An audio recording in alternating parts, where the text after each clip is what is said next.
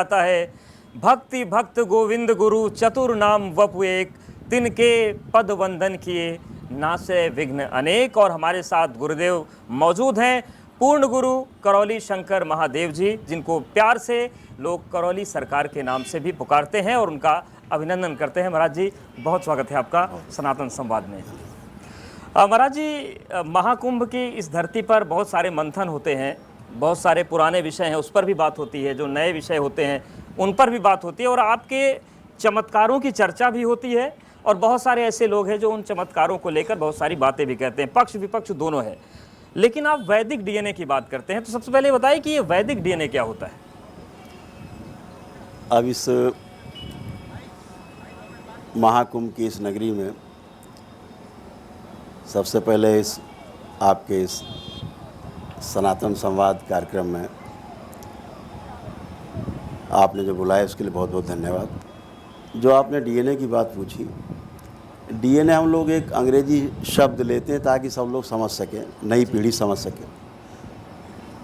असल में गोत्र की बात करते हैं हम लोग, कुल की बात करते हैं। तो हमारा जो कुल होता है वो कुल एक बहुत बड़ा कुल होता है। कुल में 100, 200, 500 लोग भी हो सकते हैं। ऐसे लोग हो सकते हैं जिनको हमने कभी मिले नहीं, कभी जाना नहीं, कभी देखा नहीं, लेकिन कुल में हमारे हैं। तो बहुत बड़ा कुल होता है। अगर कोई पुण्य है, कोई जैसे मान लीजिए 500 लोग हैं, अब भोजन बना है 10 लोगों का, तो अब अगर 10 लोगों के भोजन को 500 बांट दिया जाएगा तो सब भूखे रह जाएंगे।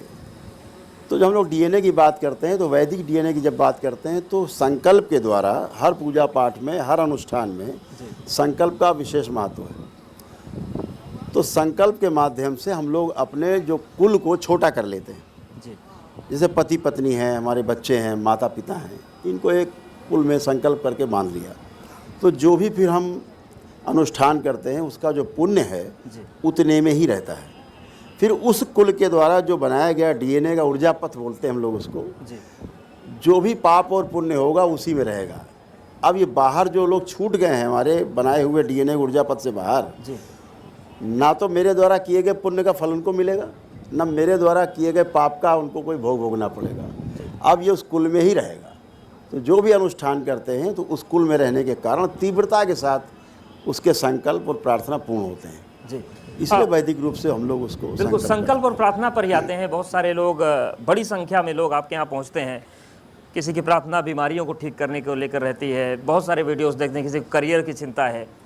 तो वो आपकी कौन सी आराधना पद्धति, क्योंकि ये कहा गया है कि आप भगवान को अगर प्रेम से पुकारिए तो भगवान सुनते हैं।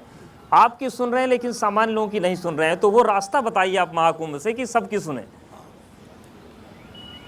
सबसे बड़ी बात यही है कि हम जिस ऊर्जा से जुड़ने जा रहे हैं, जिस ऊर्जा से हम जुड़ रहे हैं पूजा पाठ करके, अनुष्ठान करके, उस ऊर्जा के बारे में आपको जानकारी कितनी है। आप कैसे जानते हैं कि ऊर्जा सात्विक है, वह ऊर्जा प्रभावशाली है, आपको नीचे ले जाएगी कि ऊपर की ओर ले जाएगी, आपको उसका पता नहीं है। उसके लिए गुरुओं का मार्गदर्शन शुरू से अपरिहार्य रहा है। सीधे सीधे जानने की विधि है। अगर आपके कुल में, आपके परिवार में रोगों की भरमार है, तमाम मानसिक और शारीरिक और आध्यात्मिक कष्ट हैं, तो इसका मतलब सीधा सीधा ये हुआ कि आप गलत ऊर्जा से जुड़े हुए हैं। कहीं पूछने नहीं जाना है। अगर बीमारियां हैं, ठीक नहीं हो रही, शारीरिक हो, मानसिक हो, आध्यात्मिक हो, कोई प्रगति नहीं हो रही है, तो निश्चित रूप से आप समझ लीजिए कि आप गलत ऊर्जा के प्रभाव में हैं। सही ऊर्जा का प्रभाव क्या है कि आप, अल्टीमेट चीज़ है कि शांति। हमारे परिवार में बिना कलह के, हमारे परिवार में बिना किसी अभाव के हम जीते हैं, प्रेम पूर्वक जीते हैं, सही ऊर्जा के साथ जी रहे हैं। सिंपल सा है। अगर आप कष्ट में हैं, नकारात्मक हैं, दिन भर हमेशा निगेटिविटी में जी रहे हैं, मतलब आप गलत ऊर्जा के प्रभाव में हैं। सिंपल चेक कर लीजिए। लेकिन महाराज जी, आप कहते हैं कि गलत ऊर्जा, सही ऊर्जा, खासतौर से बीमारियों को ठीक करने की जब बात आती है तो आप भी उसी ऊर्जा की बात करते हैं। लेकिन जो डॉक्टर्स का वर्ग है वो कहता है कि गलत ऊर्जा, सही ऊर्जा की बात छोड़िए, महाराज जी लोगों को गलत ट्रैक पर ले जा रहे हैं। हाँ, वो अपने हिसाब से ठीक कहते हैं जी। उनका अपने हिसाब से सोचना, कहना ठीक है, क्योंकि वो इस विद्या के बारे में नहीं जानते। इस सनातन वैदिक विद्या के बारे में उन्हें रंज मात्र पता नहीं है जी। जैसे अभी हम यहाँ बैठे, जी जितने लोग यहाँ पर हैं, अब अगर इसका प्रभाव चेक करना हो सकारात्मकता का, तो हम आपसे ही पूछ लेते। अभी आप यहाँ बैठे हैं, सब लोग बैठे हैं, किसी के भी अंदर एक नकारात्मक विचार नहीं आ रहा है, सब लोग चेक कर सकते हैं, आप भी चेक कर लीजिए। एक नकारात्मक भाव विचार आप किसी के भी अंदर नहीं आ रहा है, सब लोग चेक कर सकते हैं। जी अगर वाकई में चेक करना है ऊर्जा को, तो अभी चेक कर सकते हैं। किसी में आ रहा हो तो हाथ उठा दे। तो जब कोई व्यक्ति आपके सामने जाता है तो क्या आप उसकी पहले ऊर्जा चेक करते हैं? अरे, सबके पास ऊर्जा है, जी ऊर्जा शाश्वत है, ऊर्जा का कोई भी गलत और सही नहीं है।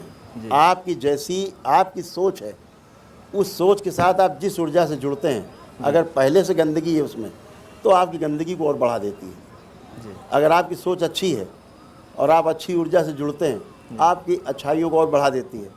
और इतना ही नहीं, अगर आपकी सोच बहुत अच्छी है, जी तो नकारात्मक ऊर्जा भी आपके साथ सकारात्मक रूप से कार्य करने लगती है। जी यही वैदिक ऊर्जा का प्रभाव है। ठीक है, लेकिन महाराज जी उस ऊर्जा को हर कोई समझे, ज़रूरी नहीं है। आप सर्जरी का विरोध करते हैं कि सर्जरी नहीं करवानी चाहिए। आपको अंदाज़ा है कि आप कितना बड़ा रिस्क ले रहे हैं? अगर किसी की जान चली गई तो कानूनी रूप से कितनी अड़चनें आपको झेलनी पड़ सकती है, और अड़चनें आप झेलते भी हैं, तमाम दुनिया भर की चीज़ें होती हैं, आरोप लगते हैं। तो ये रिस्क है, या फिर आपको लगता है कि एकदम सही करें कि सर्जरी कोई न करवाए? इसका क्या प्रमाण है कि सर्जरी करा के आदमी बच जाता है? हेलो बच्चों, कैसे हैं आप सब?